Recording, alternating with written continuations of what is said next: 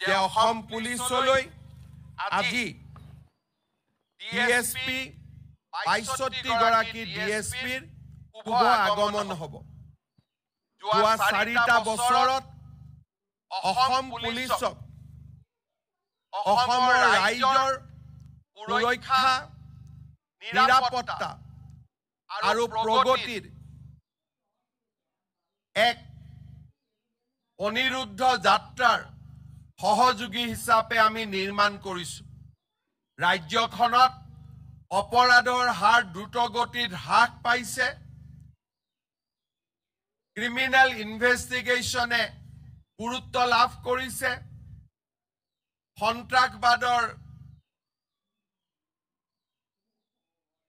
ঘটনাবোৰ ক্ৰমাৎ হ্ৰাস পাইছে আৰু অসমত এটা বিনিয়োগৰ বাতাবৰণ গঢ়ি উঠিছে।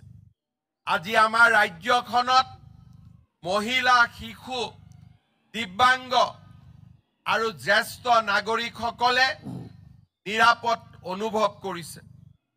মই আশা কৰোঁ অসম পুলিচৰ হাইয়েষ্ট লেভেল অফ প্ৰফেশ্যনেল এক্সেলেঞ্চক আমি আগুৱাই লৈ যোৱাৰ বাবে সংকল্প ল'ম।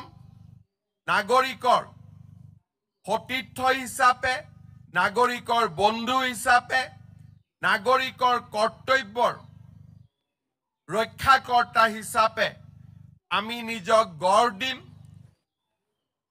দুৰ্নীতিৰ বিৰুদ্ধে আমি আমাৰ যুঁজ অব্যাহত ৰাখিম আৰু অসম পুলিচক দেশৰ ভিতৰতে এটা সৰ্বোচ্চ পুলিচ ফ'ৰ্চ হিচাপে আমি নিৰ্মাণ কৰিম। আজিৰ এই শুভ দিনত মই সকলোবোৰ পুলিচ বিষয়াক অসম পুলিচলৈ স্বাগতম জনাইছোঁ। অভিভাৱক, পিতৃ মাতৃসকলক মোৰ প্ৰণাম জনাইছোঁ।